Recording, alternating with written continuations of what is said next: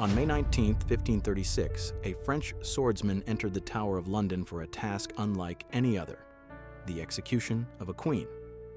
In just 17 days, Anne Boleyn went from the throne to a scaffold, while 5 men, including her own brother, were condemned beside her. Why a sword from Calais instead of an English axe? Why so few witnesses for a queen's death? And why did Henry VIII mourn her for a single day before arranging another wedding? This is no love story. It's the blueprint of how one woman shattered treaties, redefined faith, and left behind a daughter who would reign for 45 years. Letters from the Tower, rushed trials, rumors of witchcraft and betrayal. Every detail reveals not just Anne's fall, but the birth of a new England. Before she was queen, before she was even a lover, Anne Boleyn was a single piece on a ruthless board, moved with exquisite precision by a family that dreamed not of love but of power. Born to lesser nobility, she grew up in Europe's most polished courts, where she learned more than manners. She learned to watch, to wait, to calculate. Beauty as a weapon, charm measured and deliberate as a master key. So she came to the English court not as decoration, but as disturbance, a new force, dangerous and disruptive. In a world ruled by echo and tradition, Anne was a storm. In the heart of Henry VIII, tired of Catherine of Aragon, she planted a desire that hardened into obsession. This is no fairy tale. It is a slow descent. For Anne to rise, others had to fall.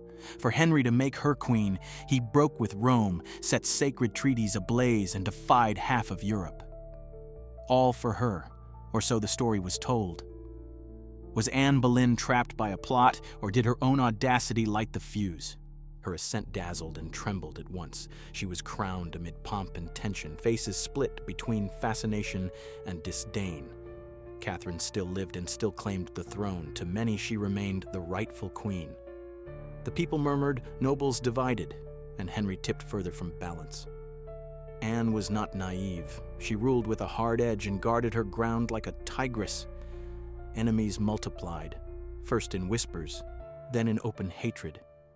Worst for her, she did not give Henry the son he demanded. The king, increasingly volatile, began to assess her with the same eyes that once burned for her. A problem to be solved. Yet Anne still had leverage and used it. She courted alliances, wielded persuasion, played politics with nerve. She protected her loyalists, punished her traitors, and in the tempest she gave birth to Elizabeth. The child destined to rule with an iron will arrived under a sky clouded by disappointment. She was not a boy, and that alone marked Anne for slow dismissal, discarded like a garment that no longer served power. Henry's gaze shifted to Jane Seymour, softer, more compliant, safely unthreatening. The palace machinery groaned into motion again, this time to unmake a queen. Accusations appeared with brutal speed, incest with her brother, adultery with courtiers, even witchcraft. These charges were not built to find truth, only to justify an execution. Before the blade came, the silence. Anne was sent to the Tower of London. There she was not queen, nor wife, nor mother. She was a prisoner. She walked stone corridors beneath unblinking eyes, interrogated without rest, betrayed by mouths that had once pledged loyalty. Her brother George was seized. The men named as her lovers were tortured or coerced. She waited. The cell was not dark, but it roared with quiet. She wrote daily, letters of faith, letters of despair. Some denied everything, others read like acknowledgments that denial no longer mattered. Her fate was sealed. The king did not want proof. He wanted blood, and blood was coming. The executioner was not English. In a final theater of mercy, Henry summoned a French swordsman famous for speed and precision. No axe, only the sword. There is no elegance, however, in killing a former queen. Steel does not pity. Outside, a scaffold rose under a gray drizzle. The crowd murmured, but no longer shouted. Fear had settled. If a queen could fall like this, what safety had anyone? Anne spent her last days in prayer and the kind of reckoning that arrives when there is nothing left to bargain.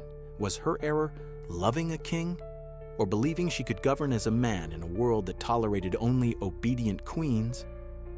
At dawn on May 19th, 1536, an eerie calm pressed over the tower. No wind, no birdsong, only boots creaking on wet boards. In her cell, Anne, dressed in pale gray, simple, dignified, not vanity, conviction. Even in death, a queen does not tremble. Her execution was set for before noon. Attendants fumbled, as if delay might change the day. Some wept, others avoided her eyes. Only Anne walked as though she were not going to die, but to stand before judgment. She emerged between guards, head high. No pleading, no protest. She had prayed through the night, wondering whether God would receive her as fallen sovereign or redeemed sinner. The swordsman from Calais, a master of his craft, spoke little English but knew his duty. One stroke, swift and clean. This mercy was calculation, not compassion. Henry wanted no martyr, only silence. Upon the scaffold, Anne faced a small assembly: courtiers, clergy, guards, servants. No roaring crowd, only a leaden sky. From that platform she could see walls that once embraced her as queen, now witnessing her ruin. She spoke briefly. She neither proclaimed innocence nor accused the king. She declared herself the king's faithful subject and left justice to God. Her calm words cut sharper than steel. She removed her headdress. Her long neck was bare. The executioner asked her to look forward, then, to spare her fear of a raised blade, called out, "My sword!" Though it was already in his hand, as she turned the slightest degree, the blade fell, silent, precise. Her body folded without a cry, her head rolled across the planks like a relic. A maid wrapped her in white linen. No coffin, no funeral mass. Anne Boleyn was buried beneath the altar of St. Peter ad Vincula inside the tower, her grave unmarked for centuries. Her name was stripped from halls and portraits, from the memory of power. But history resists erasure. Henry wore black for a day. The next, he pledged himself to Jane Seymour. Even by Tudor measure, the haste was obscene. Courtiers whispered that Anne's fall and Jane's rise were choreographed in tandem. One queen dies, another is made. The engine of power keeps turning. Jane was no Anne. She did not argue, provoke, or demand. Perfect for a king who wanted obedience more than fire. Still, she could not chase away Anne's shadow, which moved through palaces like a ghost unaware of its death. Anne's death ended more than a romance. It sealed England's break with Rome, crowned the king as head of the church, and opened a new era, the English Reformation. She had sown a seed no swordsman could sever. Was she guilty? The record buckles under scrutiny. Evidence was flimsy, testimonies bent. The men condemned with her, George Boleyn, Sir Francis Weston, Henry Norris, William Brereton, and the musician Mark Smeaton, almost certainly tortured, died without proof that would survive daylight. Henry's justice wore the mask of fear. His governance rested on the threat of the scaffold. Those who rose fastest fell first. Anne understood this too late, trapped in a web she had helped to spin. After her death, her daughter Elizabeth was branded illegitimate, a child without mother, title, or future. So they thought. Decades later, that child would become Elizabeth I, one of England's most formidable rulers. Anne's legacy did not lie down with her body. It lived in her daughter, in the Reformation, and in the stones of the tower, where people say a gray figure still passes with her head in her hands. Guilt or ghost, the memory will not release her. The court tried to scrub her out, portraits removed, devices replaced, songs silenced, but the past, shoved into a corner, comes back louder. Henry's brief peace with Jane shattered quickly. She accomplished what none had, a living son. In 1537, Edward was born to fireworks and feasts. The nation exhaled.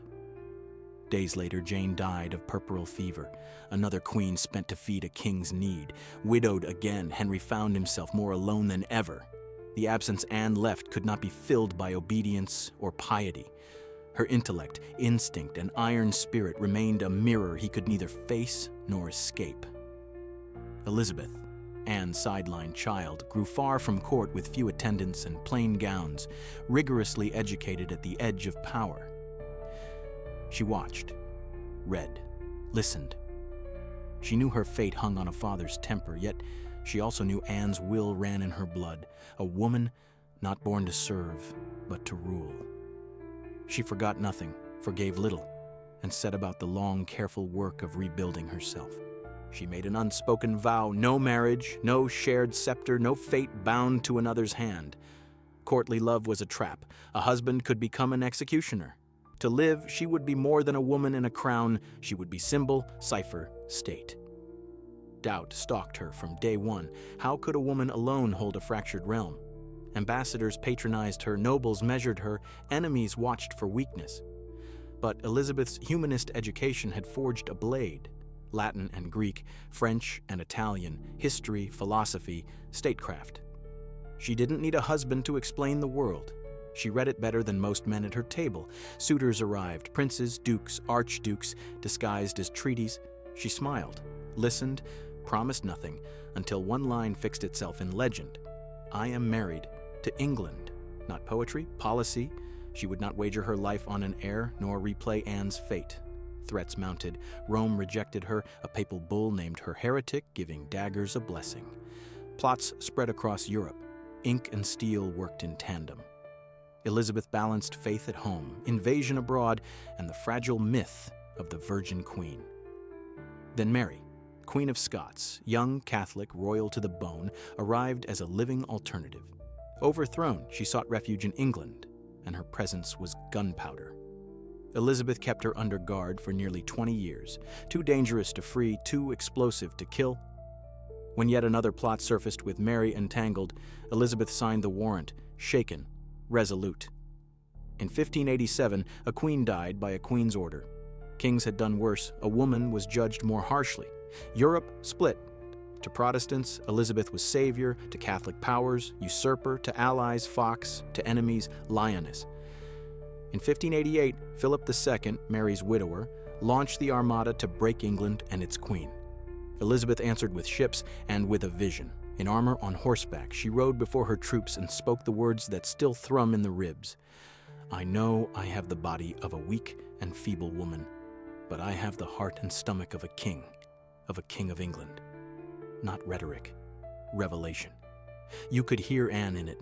Storms and English tactics shattered the Armada. Doubt burned away. Legend remained. At the summit, the crown grew heavier. Elizabeth aged alone, courtiers thick as fog, true friends thin as air. No husband, no heir. Power rarely lightens. The question of succession pressed like a blade. Publicly, she named no one. Privately, she looked north. James VI of Scotland, Mary Stuart's son, was Protestant, careful, patient. He had waited, written, pledged. She signaled to her council, when the time comes, James must be king.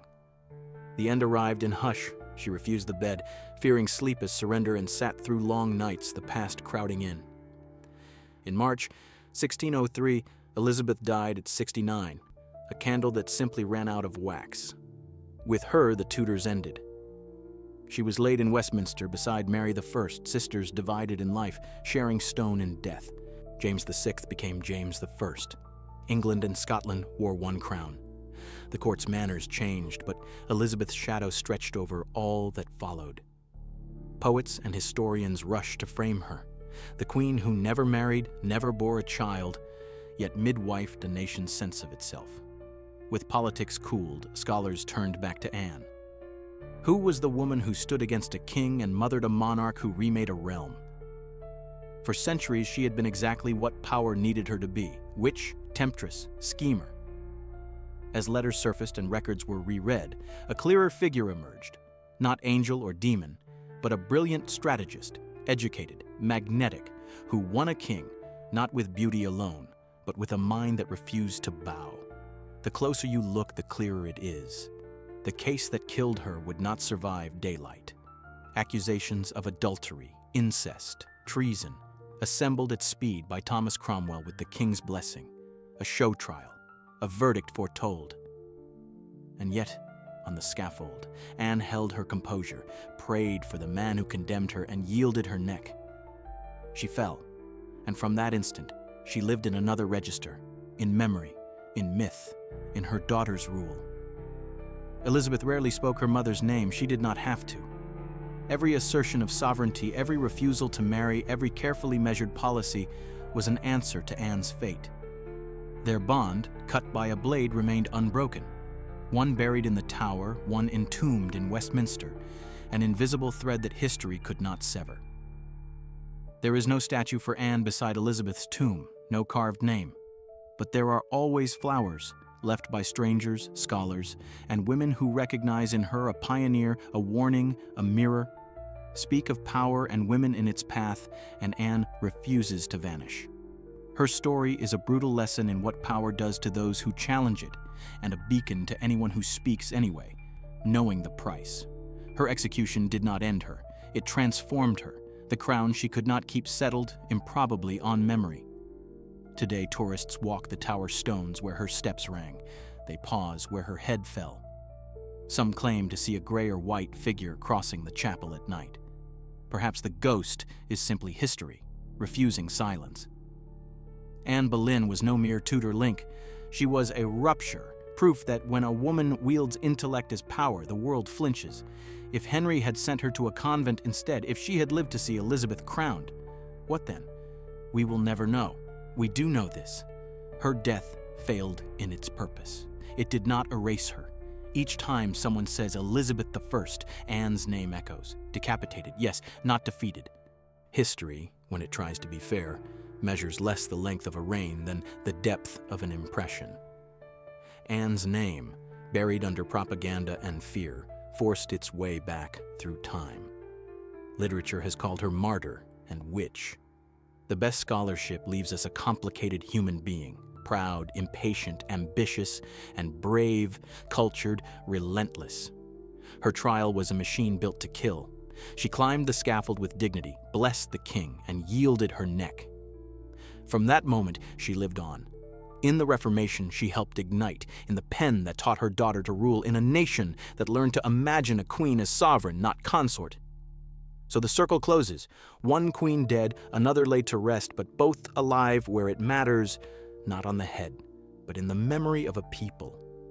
Anne Boleyn endures, without a head, with a voice, without a throne, with a legacy, without an epitaph, with a kind of eternity. Some names time cannot erase. Hers is one of them. If you're drawn to the places where power leaves echoes, you're in the right corner of YouTube. Stay with us, subscribe, and let the next story find you. Before you go, tell me one detail that stuck with you, and one you want me to chase next.